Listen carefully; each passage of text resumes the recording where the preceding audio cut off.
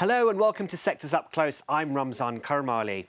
Our focus for this show will be Turkey, and my guest is Stephen Schoenfeld, CEO of MarketVectors Indexes. The Turkish presidential election is heading for a second-round runoff on May 28th. Despite the tightness in opinion polls before last weekend's election, markets had been anticipating a clear-cut victory for opposition candidate Kemal Kılıçdaroğlu over incumbent President Tayyip Erdogan. Credit rating agency Moody's said that a victory for the opposition would improve prospects for a return to orthodox economic policies. Erdogan has been at the helm of the government for 2 decades.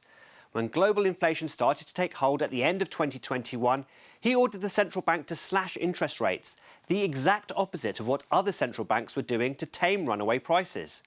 Annual consumer price inflation surged to 85% in October, before slowing to just below 44% in April. In the wake of the election result, the US dollar surged against the Turkish lira. Turkey's currency continues to hit record lows, as the prospects of another 5 years of an Erdogan presidency seem to be growing. But are traders right to assume an Erdogan victory and the consequences of what that may mean? Well, to help us answer those questions, I'm joined by Stephen Schoenfeld from MarketVectors. Stephen, thanks so much for joining us. Let's start off with those 2 questions then. Are markets right to assume Erdogan will win? And are they right about the consequences of what that might mean? So the markets are certainly correct to add the doubt. The odds do favor the incumbent in the May 28th election because of institutional advantages that the incumbent has. Erdogan clearly pulled all the levers that were at his disposal during the first election, and there's no doubt he'll try again.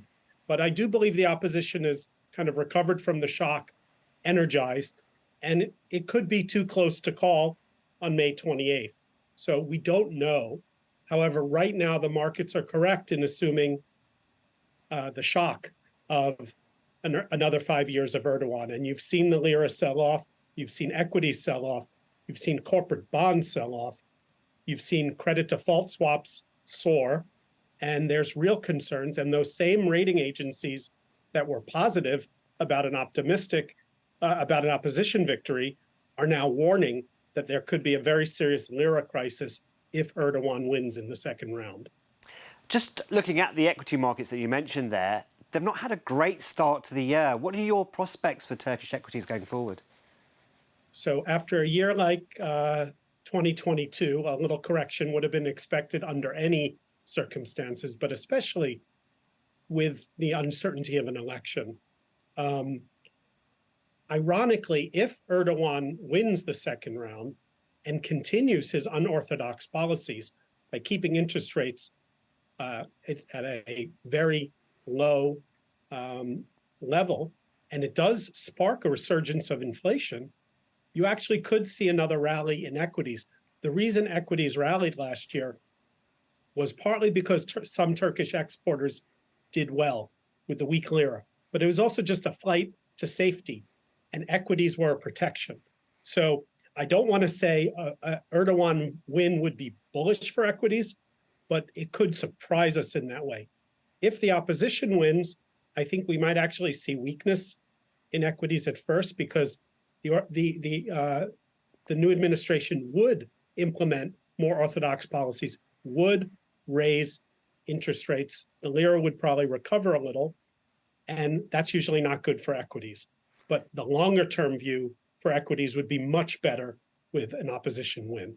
So the Turkish central bank put interest rates down to 8.5% back in April, and they said the reason they needed to keep them that low is partly because of the impact of the earthquake in February. But, you know, Turkish sovereign bonds denominated in dollars, they've been tumbling. The cost of protecting against a default has been rising.